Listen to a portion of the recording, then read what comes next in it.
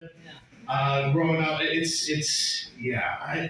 So when he got through high school, finally got into college, he started growing up a little bit. Started getting a little more coordinated. It was great. Really? Hard disagree. Okay, there's been less trees hit as he got older. And then about 2 years into college, he finally said, "Hey, I'm dating this girl." I went, "You are?" Now everybody else knew but us. Everybody else knew but us. So by that time that we knew Natalie, they've already been just one together already. It's been just we just knew it was going to be meant to be. So between the two, they have now survived what we thought was going to be the hardest time, college. College through the tests, through the exams, and all that. And they strived to make it through. And then there was another test, living at home with parents. They strived through. They were in between things. And They passed. they passed, exactly. So now they're even stronger together, even through that. I definitely want to thank also Natalie for being a wonderful person, accepting who we are as a family, and I want to thank Natalie's family for bringing in Brad as one of their own as well. You guys take him in. I hear so many stories from you guys, saying how wonderful you guys have all been. And obviously, with all of you here, you guys do the same thing with him. And I definitely appreciate that coming from his brother. And I love you, and I love you guys. So thank you guys. And after that, together if we could. Okay, to you guys, to Bradley and Natalie, we love you guys. Cheers. Love ya. Love ya. Cheers. Cheers. Not sure we could be, but I'll try. This is Brianna. Hello, everyone.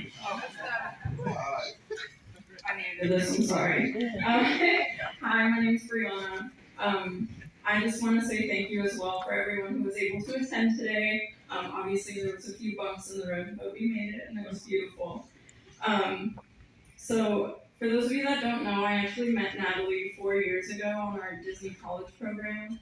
And honestly, it was a blessing that I met her because she's like one of the kindest and sweetest people I've ever met. Very quickly, I started considering her my mom away from home, and it kind of stuck like that. And I tried to do the same for her. We had a few rough times, but a lot of fun times. And I just want to say thank you for being there for me, and I'm glad that I could be here for you on one of the most important days so far of your life. I'm sure you'll have many more, but and then, as many of you guys know, she is one of the kindest people you've ever met. She's been there for me through a lot, and I hope, Brad, you can do the same for her that she does for all of us. I know we have this ongoing joke that I've never met you, but honestly, every time I see you guys together, you just look so happy, and I can tell that you guys were meant for each other. But I want to give you some advice that I gave Natalie yesterday. Just make sure you guys are willing to grow with each other. Like, marriage is hard sometimes, but you guys are growing into the people that you are going to be. So just be willing to grow with each other, and make sure you fall in love with each other more and more each day. So with that, I'd just like to raise a toast, to many more days of happiness for you guys. And hopefully more quiet. Cheers. Cheers. Okay, next we should have a word from Jeff Benfield. I will comment the bride.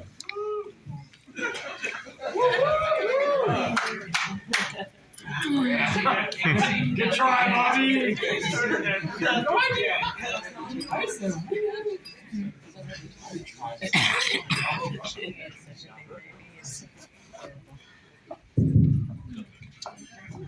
Hi, as somebody said, I'm Jeff, Natalie's dad. I want to thank everybody for coming. And so, Bree came from Florida. Is that maybe the farthest? I don't know where Bree came from. That's where Steve came from, like 10 minutes down the road. Oh, Oregon. Florida, yeah. Oregon. Oh, that's Oregon. Thanks for coming. So it's a pretty big range. I guess I was thinking about what to say here, and I feel like Natalie and I are really close and similar. And I thought, well, maybe I'm just complimenting myself because she seems so, so well balanced or smart or all these positive adjectives. Other people have said that too. That we seem really similar. And there are times we'll be in a restaurant, a bunch of us are eating together, and I'll say, "Oh my God, did you hear that?" And everybody else will be like, "What happened?" And Natalie will say, "Yeah." I mean, we're like hearing a conversation from 3 tables over. We're like, "Oh, that's," So I don't know if that's a distraction thing or a focus, but we just, just are, it's kind of scattered all around, just paying attention to all these things. So that's kind of interesting. I was thinking, well, how did we get to be this close? And I mean, I don't know that many father and daughter relationships well enough to know, how it works out, but it seems, TVs and movies, sometimes it's kind of just like, eat your peas or whatever, and how was school? I mean, it's, there's not a lot to it, but I was thinking, I think it started with taking Natalie and Nicholas too, but taking them places or dropping them off. And it started when, they were in grade school, I would take them to school, and instead of just, having the radio on or listening to talk radio or whatever it was, we would joke around and talk about stuff and just be silly, and we had even like skits we would do, and we also would even sing in the car, which is weird because I don't sing and I have no interest in singing and I don't actually do it, but that didn't seem to get in the way. It just kind of became a thing. It wasn't even a planned whatever, but it happened, and so it got to be bigger and bigger, so again, this whole driving thing seemed to be. It kept coming up as I was thinking about this, and then you got older, and you drive into all these things. I mean, school and soccer games and emergency rooms, or whatever's got to happen. And then at some point, I was in high school, and it was about a 45-minute drive, so I would drive there, and again, we'd be talking the whole time, and laughing and singing, just doing all this stuff, and then Natalie volunteered as a counselor at camp up in, I guess, Marquette up in the UP, and I was kind of, at that point, it's kind of like, oh, this is, we usually have fun when we're doing this. So we drive, and I think, people have said that when you're driving with somebody, especially with your kids, it's sort of a way to talk but not be awkward. I mean, if you're sitting there saying, "Tell me about your day," then they're like, you're creeping me out. But if you're sort of just, having this other conversation, it's not as awkward. So that kept happening. So I drove her whatever it is, 8 hours to Marquette, and then, like Bree said, Natalie was in this program at Disney World one year, and I drove her to that. So that's 20 whatever it is hours, and we did the same thing, had fun. I mean, we're talking the whole time. It's not just about surface level stuff. I mean, it's all kinds of deep conversations, and it just got to be a good thing. And then, but the weird thing is, I was thinking again, what happened and how did we do this? And also, I don't know if you noticed, but I tend to talk really fast, and Natalie talks really fast. So I think combined, hour-wise, and for sure per word, I probably talk to Natalie more than anybody in the world because we both do this. And she also, even to this day, calls me every day on her way to work, which used to be an hour, and now it's like 25 minutes or something. So now I'm like, oh, we got to make this more efficient, so we talk probably even faster. But ironically, I think the trip that made us, or kind of triggered this even getting closer kind of thing, was one of the shortest drives that we've done, and that was to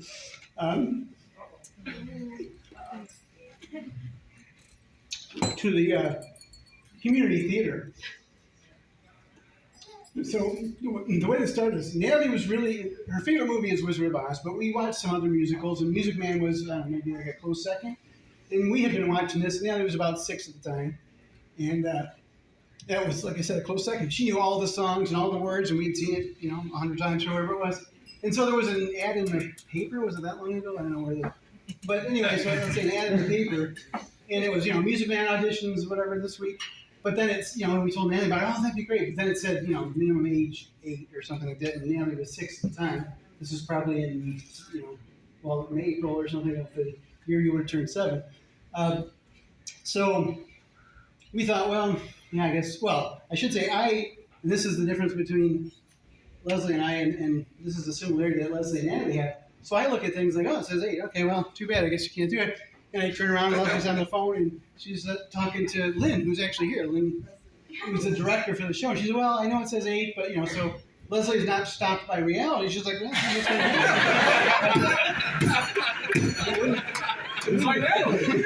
Well, yeah, that's what it is. So to me, it's just like, well, I mean, if I can make a good argument for something, I'll do it, forever. But if there's not like a good, it's like, no, this is reality. You can't really fight that. Like, oh, yes, I guess. Actually, a quick story. When Leslie applied to nursing school, the same thing happened. I got the letter and I opened it. And oh, geez, she didn't get in. And I even hid it. We were going somewhere for the weekend. I'm like, well, yeah, I want her to see this now.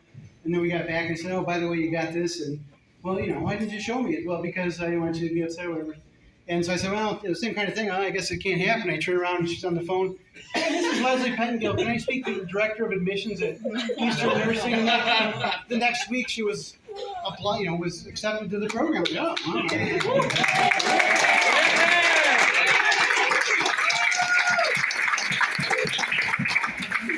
So Natalie, seems like that too. So Leslie talked to Lynn and said, yeah, she's really sick, but can she come in and audition? And I thought it was going to be like, oh, that'll be a good experience for her to see the process, but she won't get in.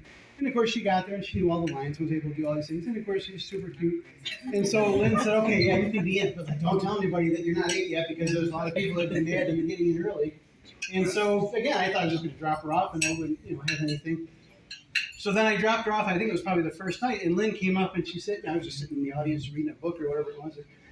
And when I say reading a book, I mean playing a game on my phone. But so she said, hey, you're going to be here all the time anyway. Would you be interested in being in the show? And I said, oh, no, you don't want that. I can't. There's 3 reasons I shouldn't be in this. I can't sing and I can't act and I don't dance. And she's like, oh, no, you'll be fine. So I ended up getting a part too. Partly, I assume, because also I'm so cute. So we both got in for being so cute. And then, of course, the next day, Lynn said, oh, by the way, I forgot to tell you there are 2 parts that you're going to have in the show because the person dropped out. So then I'm like, I had a lot to do and I'd never done these before.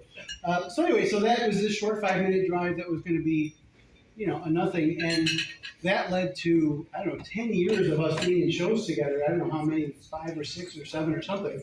So that was something that we got to do together, that lots of people wouldn't. And like I say, I don't act or sing or dance, so that didn't seem to be a problem. I still understand why that was an issue. But anyway, so we did all these things. And it's not just the show. Of course, for every show, there's 3 or 4 months of rehearsal.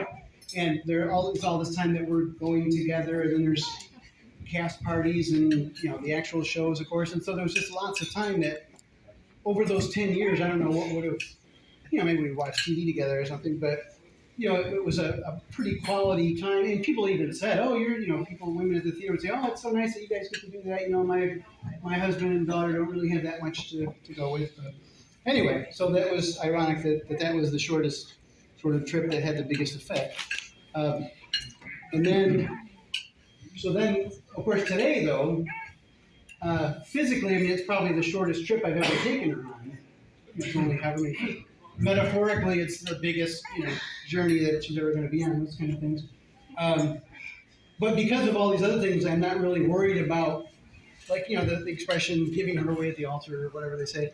It's like, well, I don't really feel like that because every time I've taken her anywhere or dropped her off, it's always been, oh, we're closer now. No matter, it always seems like it's going to be a distancing thing, but we just keep getting closer. And, like I said, we're still talking every day, and we still have lots to talk about. We don't run out of things.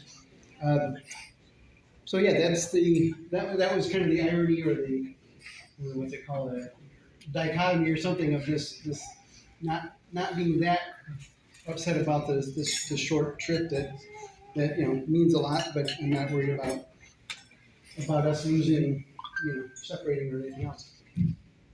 So I think that's the explanation. Is all that time and just from this 5-minute thing and us getting these things. And again, it's important to remember this is actually what they call in the business like foreshadowing. I don't actually sing, so you'll see how that might be relevant later. So again, like I mentioned, Natalie's favorite movie is Wizard of Oz. So I thought I'd kind of end with a quote from that, which is you'll see why it's so meaningful. So I want to make sure I get this right. The quote is, "Lions and tigers and bears, oh my." No, I'm kidding. That's not it.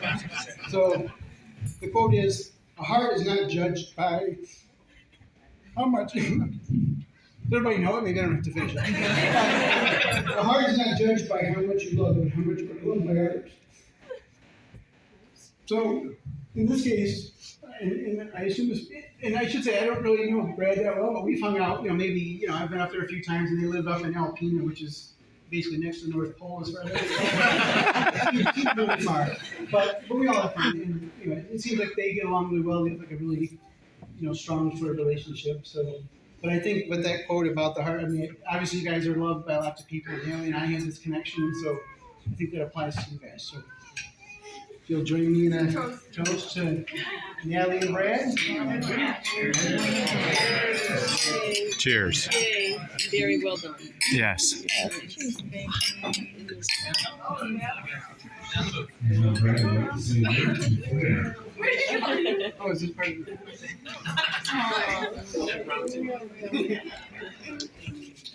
Yeah.